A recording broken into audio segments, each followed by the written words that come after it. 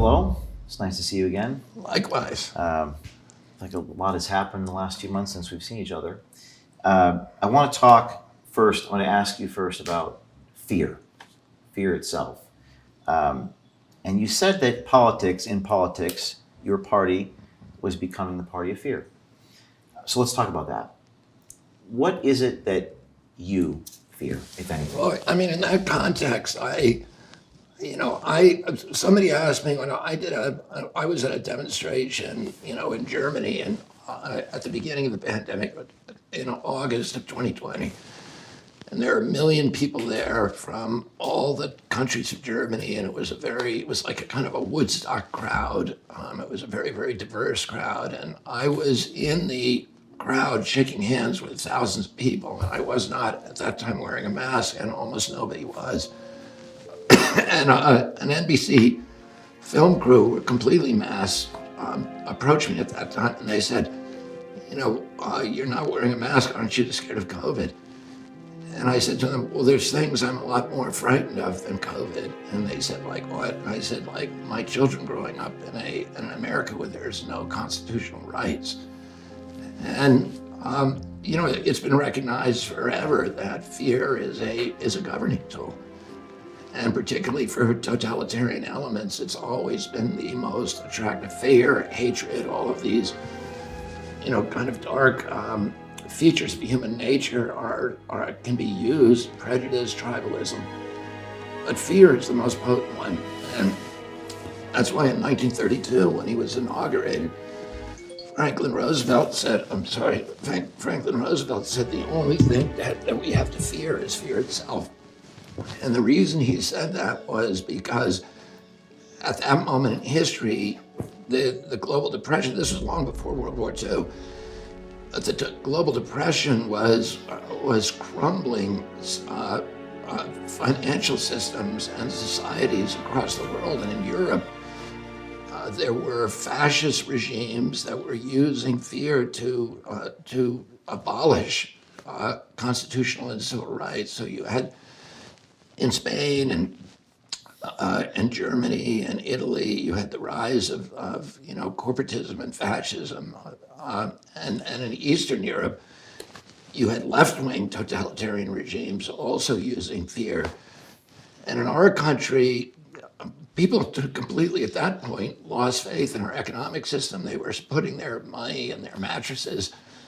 About a third of Americans felt that the only hope was a communist regime, and about a third were turning toward fascism or following Father Coughlin or Huey Long, which were urging kind of totalitarian solutions.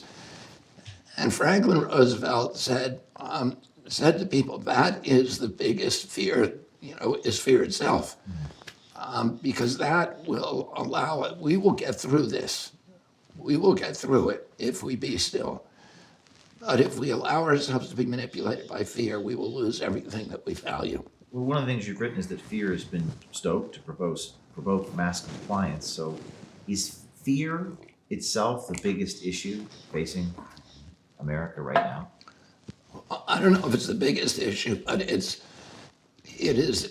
has become weaponized by elements within the technocracy and in the kind of corporate kleptocracy to engineer compliance of Americans with things that most people would not put up with under normal circumstances. Censorship.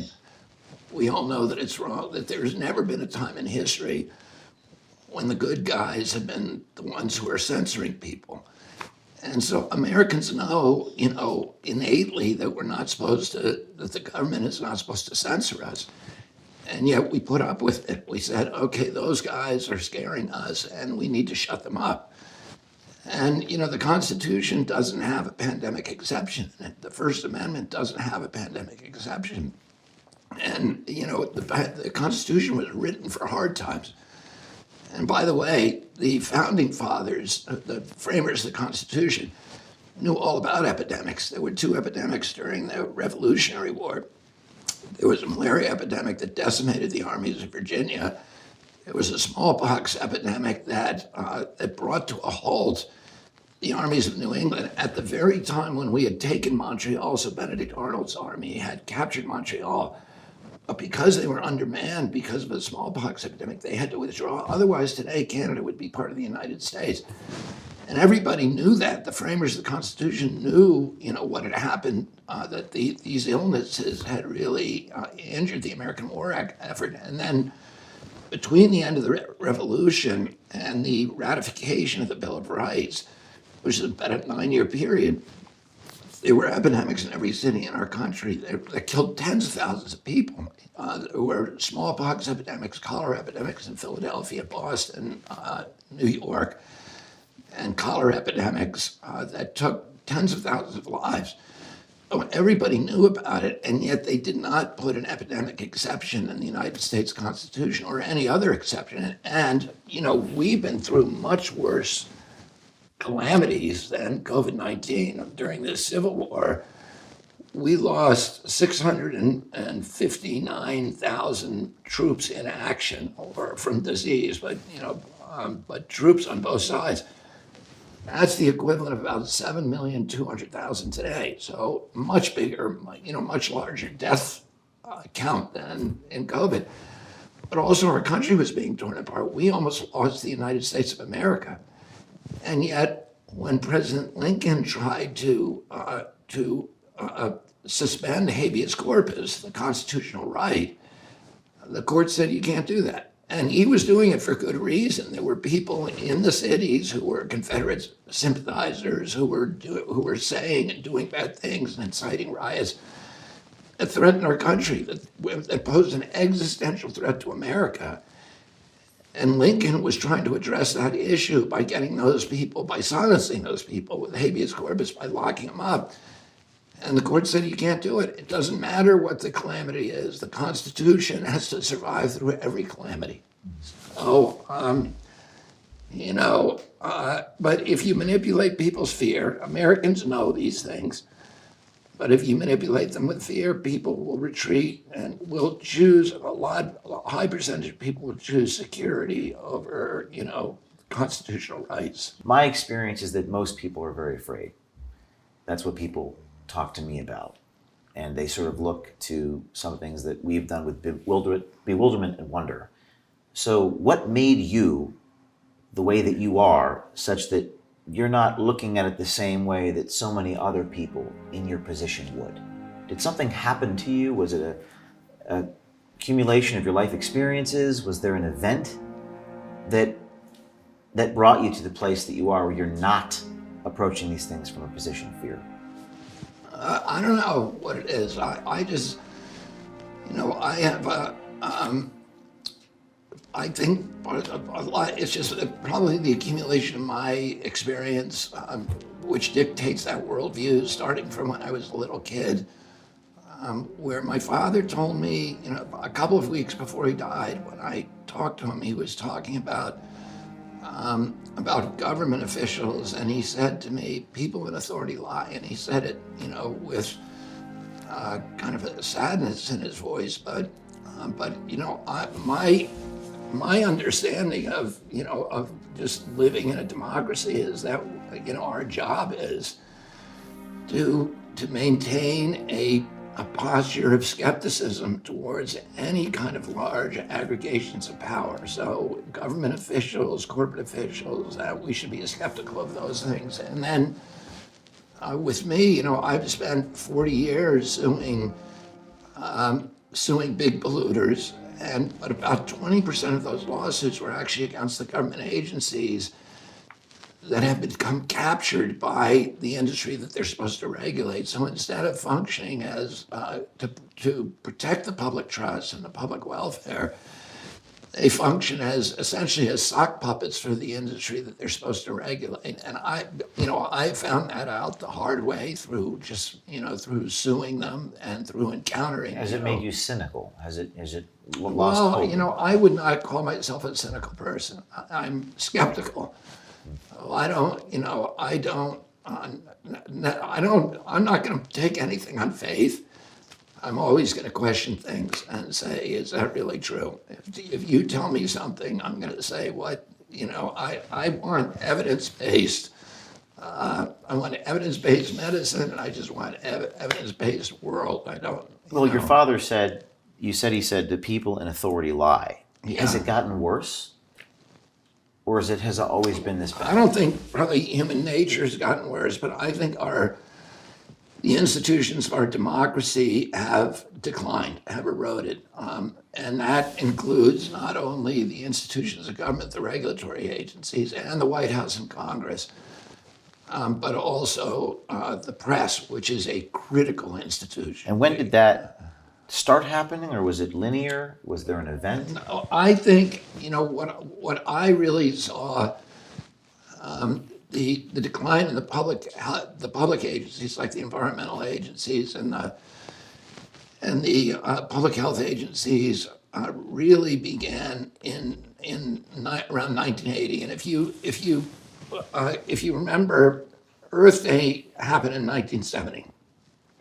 20 million people came out onto the street, the biggest public demonstration in American history, demanding that our politicians, Republicans and Democrats, return to the American people these ancient environmental rights.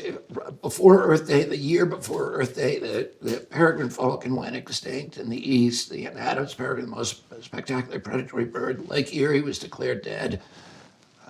We had, fires. We had these oil spills that closed all the beaches in California. The Hudson River or the Cuyahoga River that year in '69 caught fire and burned with flames that were 8 stories high, and nobody could put it out. And people were, this accumulation of environmental insults drove 20 million people out onto the streets. It was the biggest demonstration in American history, and it scared the political system. Republicans and Democrats got together. Richard Nixon was then president. He created EPA, signed the Clean Air Act, signed the Clean Water Act, and then we passed over the next 11 years 28 major statutes going right up to 1980, the Endangered Species Act, CERCLA, RCRA, all these environmental safe drinking water. And industry was kind of caught off guard. And those statutes were costing them a lot of money. And industry began mobilizing in the late 70s. And by the early 80s, they were in a counterattack mode. And they understood that they needed to get a hold of these regulatory agencies and make them industry friendly. And that process, I watched that process because I was from 1984, I was, litigating against polluters. I joined the commercial fishermen on the Hudson River and started suing polluters on And the by the way, I Hudson. used to swim in Croton on Hudson when I was a child Yeah. in the 90s. Was it cleaned up by then? No, Mid-90s? that may explain some stuff about you, James. But it was not clean. There's a swimming hole near Croton on Hudson, very sandy. I don't know if you know what I'm talking Yeah, about. I've been swimming. In fact, I scuba dived one time the entire length of that river from the Croton Dam all the way to the mouth of the Hudson River. So I've swam in the entire Croton River, and that town was a very important part of the history of the commercial fishermen on the Hudson River. It was one of the enclaves of the commercial fishery, and those are the people that I represented for When did it get cleaned up? 40 the years. river? It started, the cleanup started really in the mid '70s. I mean, my group started suing polluters back then, and I joined them then in '84, and we brought 500 lawsuits against Hudson River polluters. And today, the Hudson is the richest waterway in the North Atlantic. It produces more pounds of fish per acre, more biomass per gallon than any other waterway in the Atlantic Ocean north of the equator. So you mentioned the EPA, the administrative agencies like the CIA and the FBI. And your uncle, John F. Kennedy, expressed desire to, quote, splinter the CIA into 1,000 pieces and scatter it into the winds, unquote. I myself have been raided by the FBI. I'm one of the few, if not the only journalist in American history to be raided by FBI agents who took my and my colleagues' journalist notes, and the ACLU came to my defense, which is, I think, a good thing. But in terms of these agencies, Going back to my question about was it always this bad? J. Edgar Hoover was the head of the FBI 50 years ago, 60 years ago. Was it worse back then? Is it as bad? Is it getting worse now? How would you compare present day to when your uncle was president? You mean with the enforcement agencies? Yes. I think it's more insidious today because of the technologies of control. Back then, back then you had really terrible people running the agency, like Alan Dulles and James Jesus Angleton, Frank Wisner, people who were genuinely murderous and felt like there was no, controls on their behavior. And they started Operation Mockingbird at that point, which was an operation to compromise American journalists. So they had about 400 journalists that we know of. Carl Bernstein wrote an article about Mockingbird around 1975 or 76 in Rolling Stone. And at that point, I think there were some 400 editors, journalists, from all the largest publications. The New York Times had been compromised.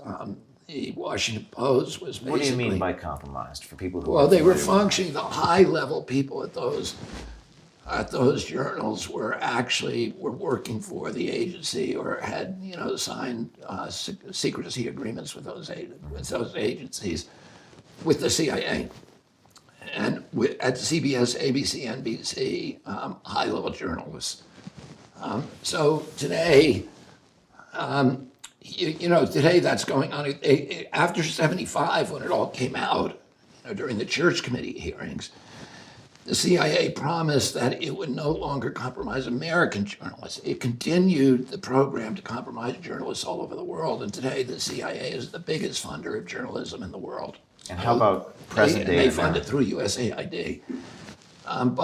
But in 2016, Obama, there's a provision in the CIA charter that says that the CIA cannot propagandize the American people.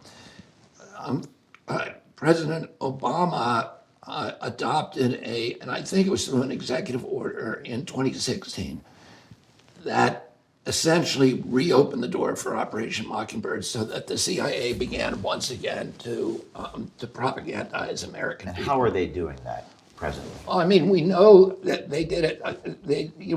We've published articles on the CHD website that shows the journals that appear now where high-level intelligence officials are, or people associated with the intelligence industry, are running those journals, like Noah Schlackman, who runs Rolling Stone, who came from Daily Beast. Daily Beast was run by John Avalon, who has deep ties to the intelligence agencies.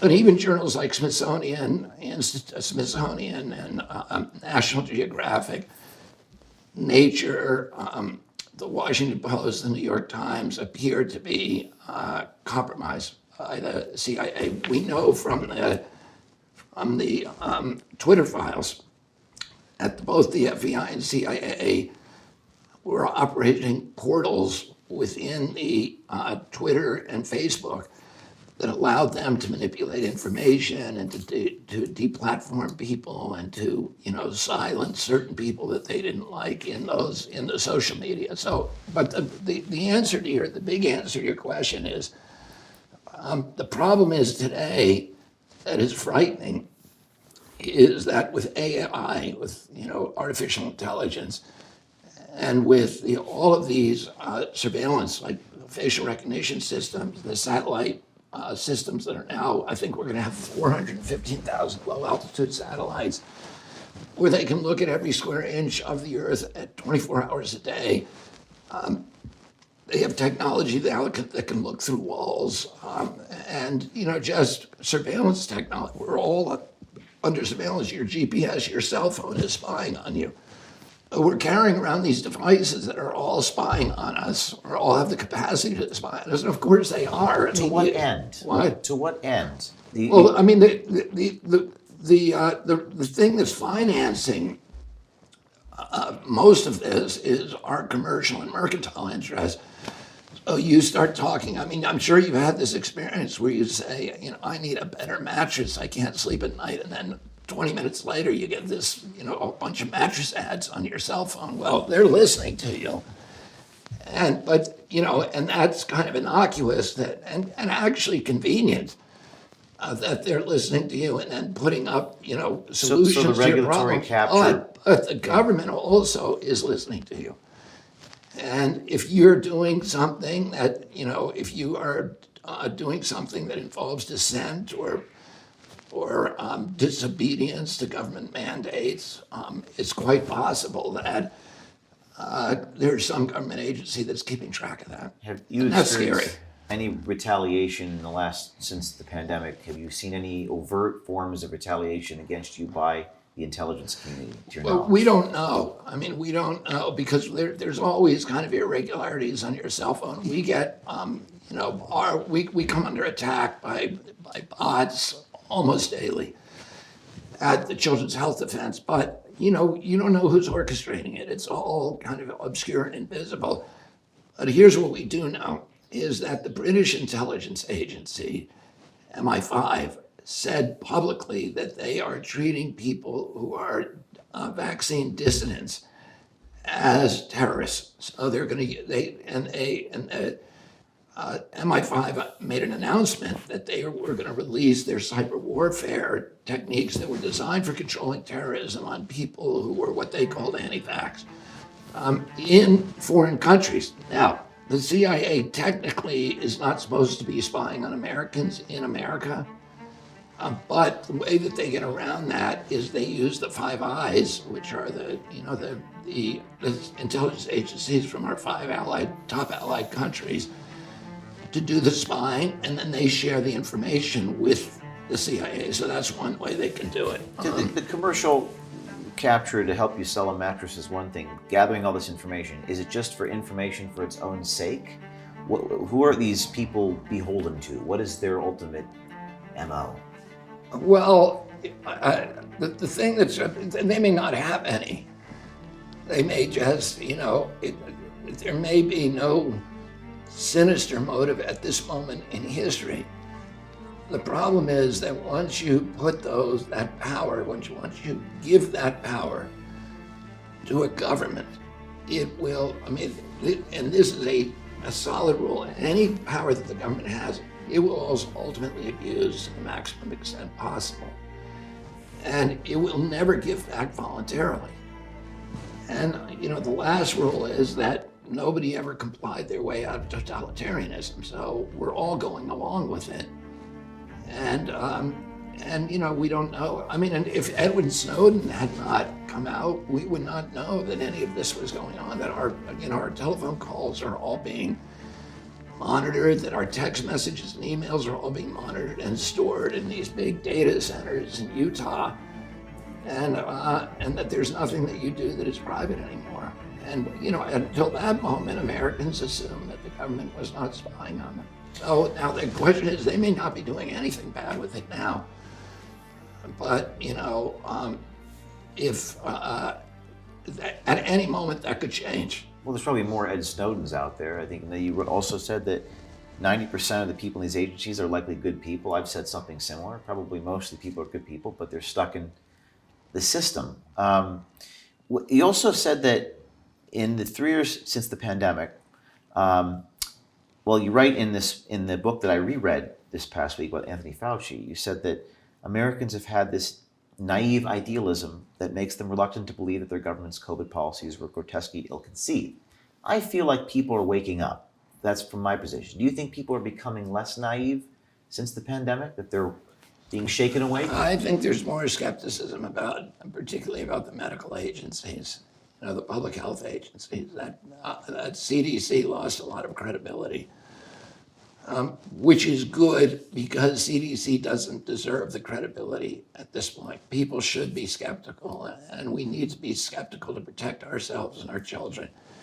It's bad overall because, we really should be strengthening democratic institutions and strengthening public faith in democratic institutions. But the way you do that is by making those institutions trustworthy.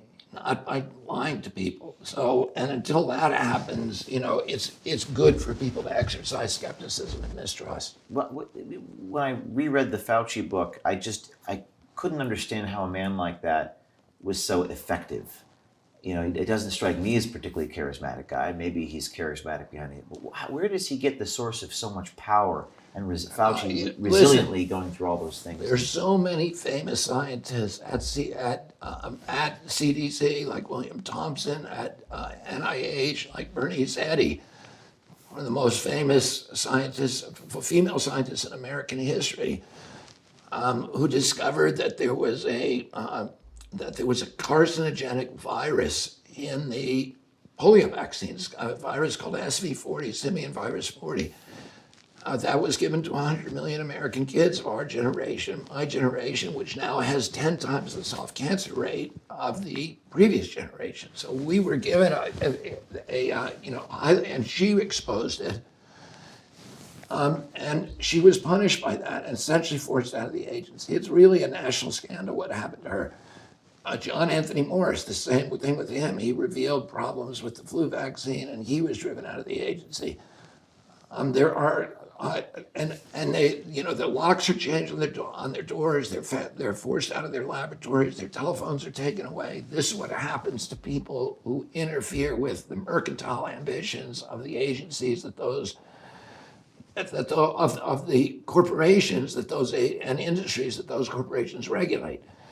I mean, those agencies regulate. So if you do something that offends the pharmaceutical industry or interferes with its profit taking, you're going to be punished in those agencies. Conversely, the individuals who are reliably in the tank with the industry, who are carrying water for them, people like Anthony Fauci, are people who rise inexorably to the top and then remain there for generations. So, here you have a public official who's been there for 50 years, the highest paid official in the United States government, much higher paid than the President of the United States.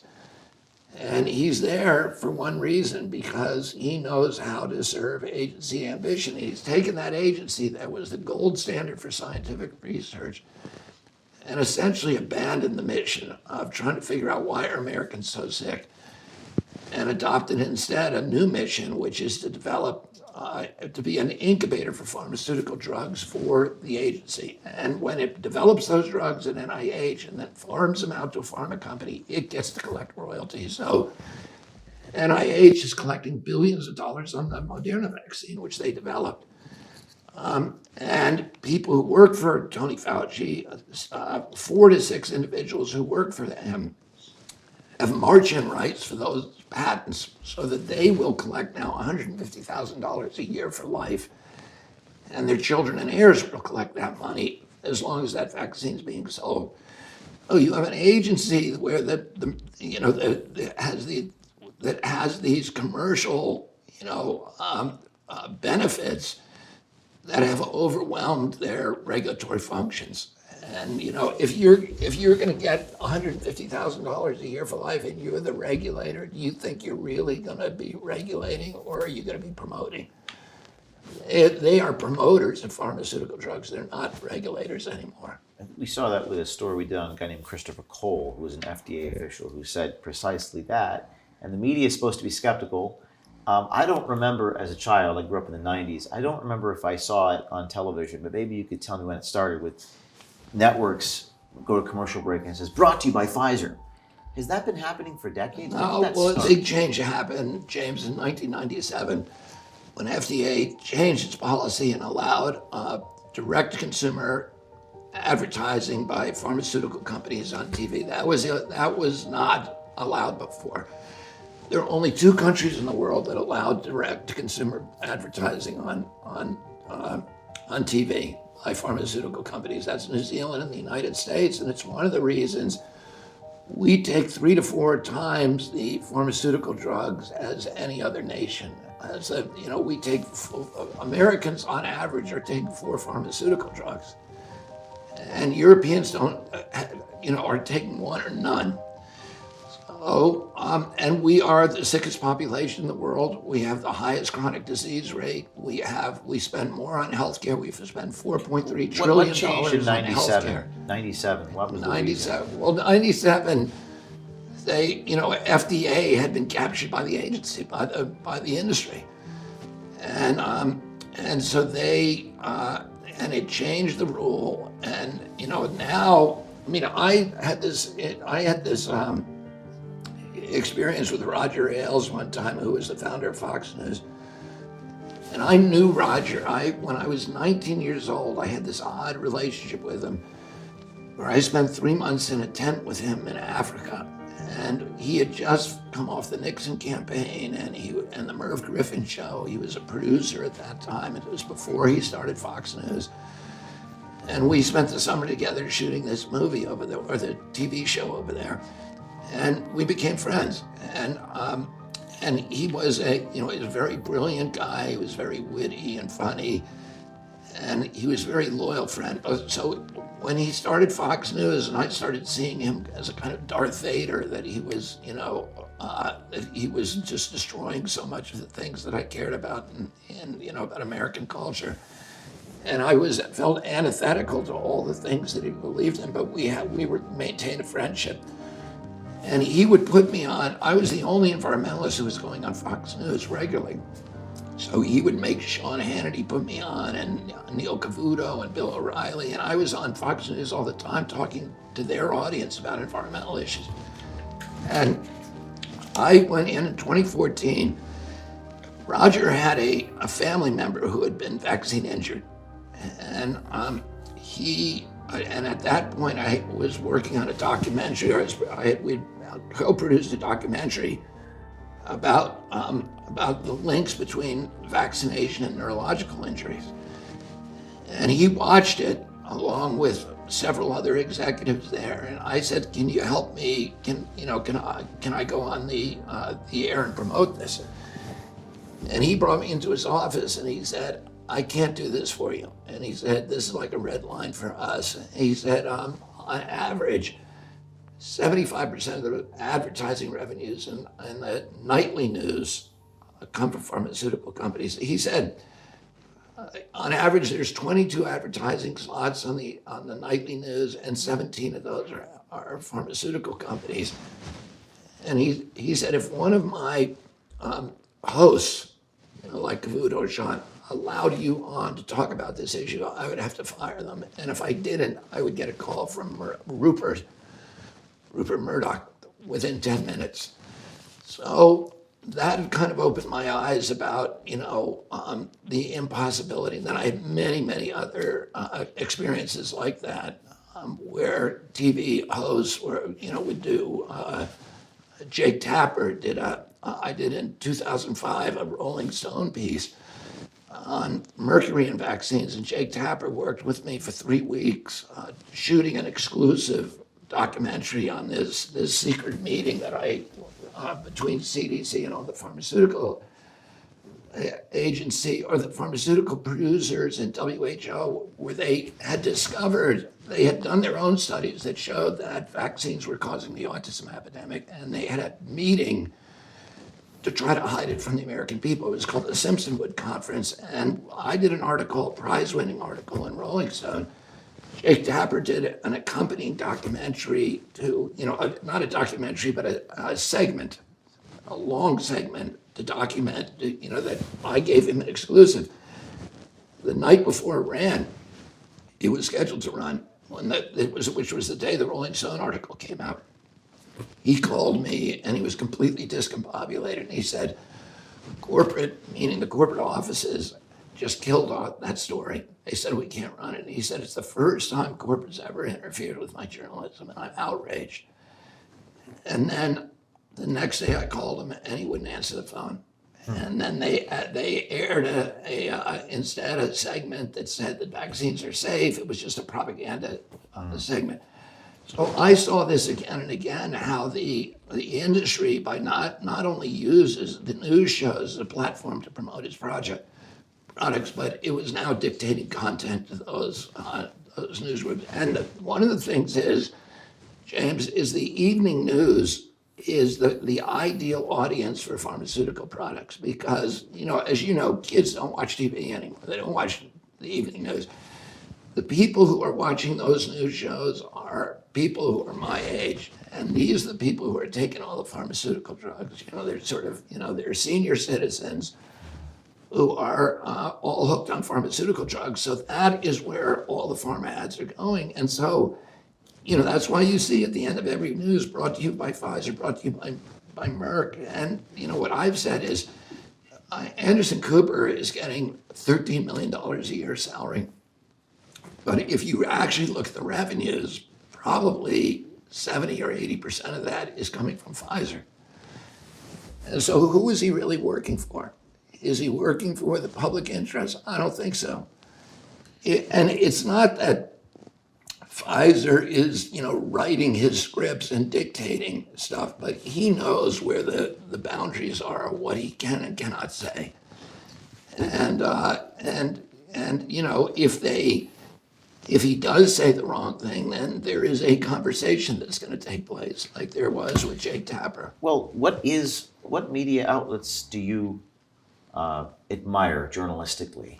Like Elon Musk's Twitter is an example of one where people are in the comments posting about Pfizer officials. When we did our story, people were finding out the name of the guy and where he worked, and it was sort of a citizen run. But is there any media institutions that you do respect or admire journalistically?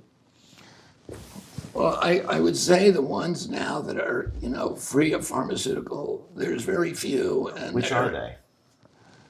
Well, I would say Epic Times is one that,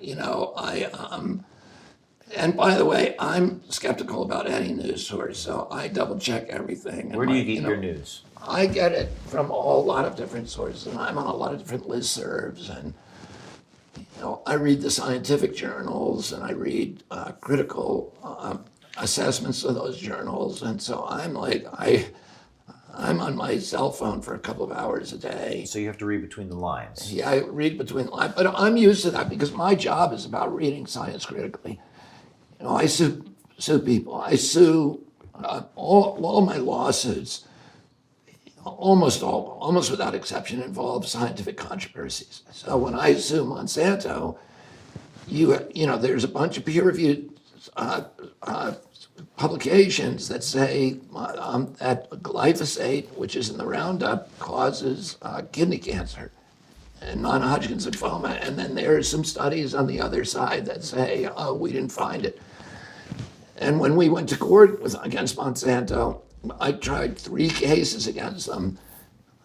They had the top scientists in the world from Stanford, from Yale, from Harvard, coming in and saying glyphosate is safe, Roundup is safe. And then we had our own scientists from Harvard, Stanford, and Yale saying, no, it isn't. So that's why, when somebody says to me, trust the experts, I'm like, which expert? Because there's always experts on both sides. And, that's not science. And what the experts say is not science. What Tony Fauci says is not science.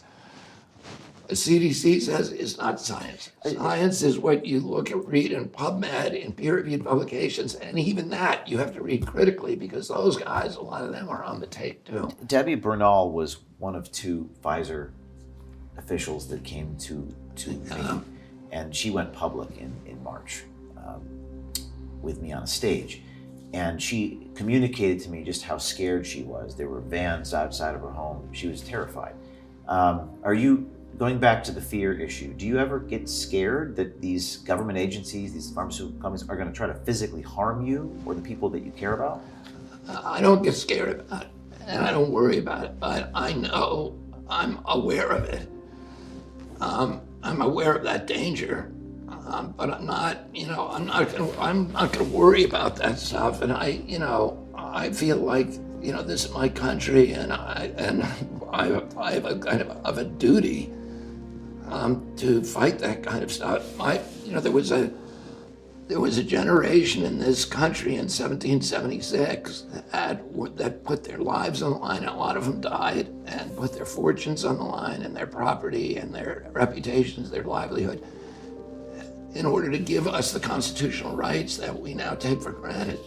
And Oh, and in 1 year, we saw so many of those constitutional rights just eviscerated, and we have to be willing to make the same kind of sacrifices they do.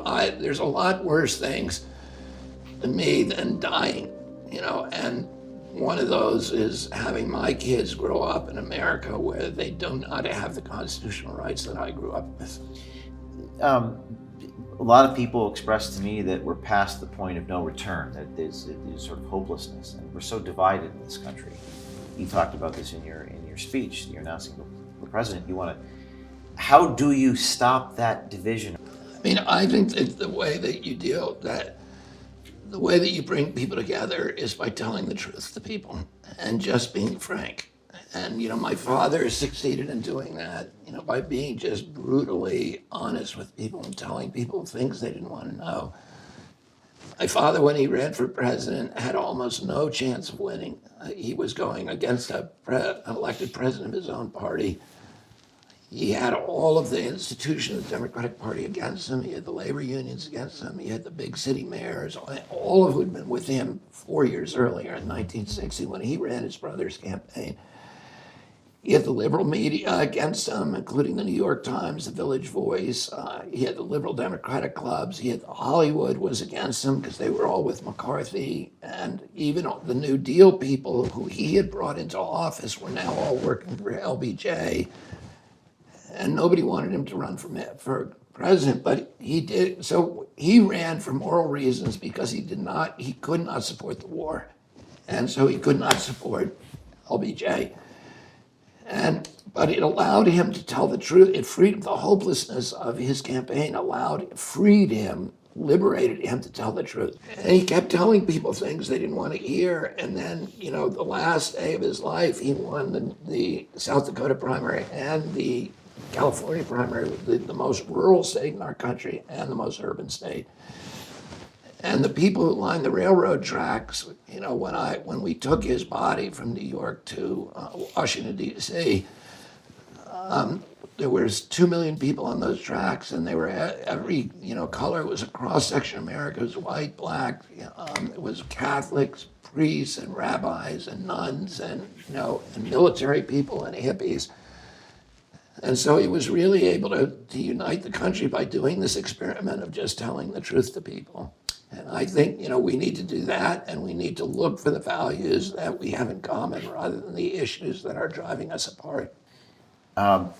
You told Yahoo News a couple years ago that you went through a spiritual revolution. You said you struggle with addiction.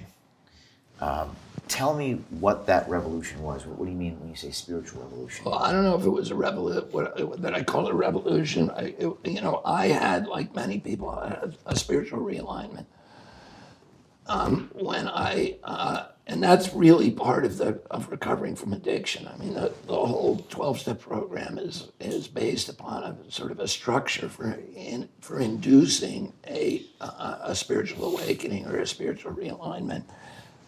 Bill Wilson, who was the founder of AA, had a correspondence with Carl Jung, and Carl Jung had treated thousands and thousands of alcoholics and said they were hopeless, that they could not recover. And when he was asked, has it ever happened, he said, only in rare cases where there's a complete spiritual realignment. And that's the only way that you can recover from alcoholism, that you can live,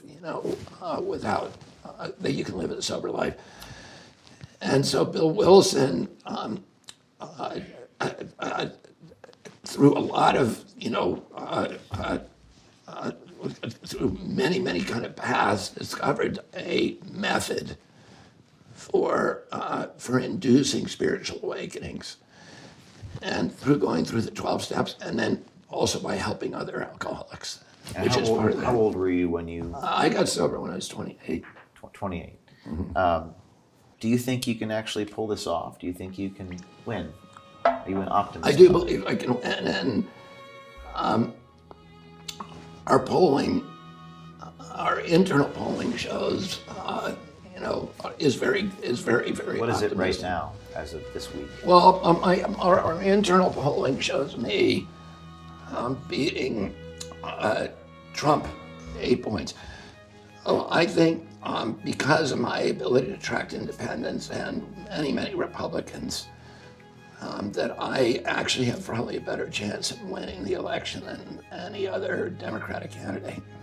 And you would consider yourself an optimist, a Yeah. hopeful person.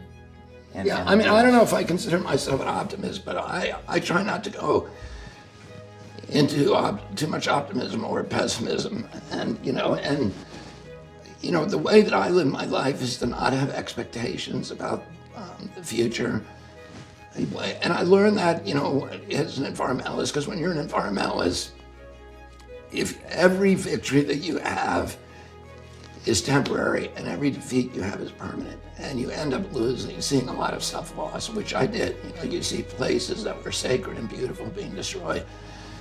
You see species disappearing. You just see things that are going wrong. So and it's a lot like of this too shall pass, sort of. well, a lot of environmentalists burn out because they get so crushed by these, and I just didn't want that to happen. So I said, I'm going to focus on my own conduct, and I really don't have any control over anything except for this little piece of real estate inside my own shoes.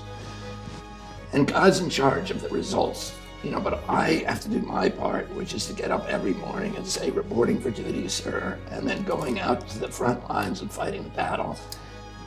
And if we win or lose, that's in God's hands, but I don't have expectations. So if we lose, I'm going to treat it the same way as if we win. And that, if you don't have expectations, you don't get disappointed, and you can't be beaten, because no matter what happens, you're going to come back fighting. And that is what makes me relentless, because I don't have any expectations. No matter what they do to me, I'm going to get up and fight. Last question. When you become the president, if you become the president, you're now governing the administrative state. You're in charge of these agencies. What things will you do? What things can you control when you get into that position? I've spent 40 years studying these agencies. I have a PhD in how to unravel the corrupt corporate cultures that are dominating these agencies. When you litigate against the agency, you spend all your time thinking about how do they get this way? And who is it? There's so many good people who work here. Why are they working so dysfunctionally? And, I know the people in many of these agencies that have to be moved. I know how to change the corporate culture. And I'm really, in that little twilight zone before you fall asleep every night, I'm thinking about what I'm going to do in the first weeks when I get into office about fixing these agencies, one at a time. I don't, that's something I'm excited about. And you won't say what that is because you don't want to give your cards away. Show your cards to them. Well, I mean, I could actually sit down and give you details, but it would be Broadly a long speaking, conversation. yes. Well, all right. Well, thank you very much. To be continued, and wish you the best. Thank you very much, James. Thanks for having me.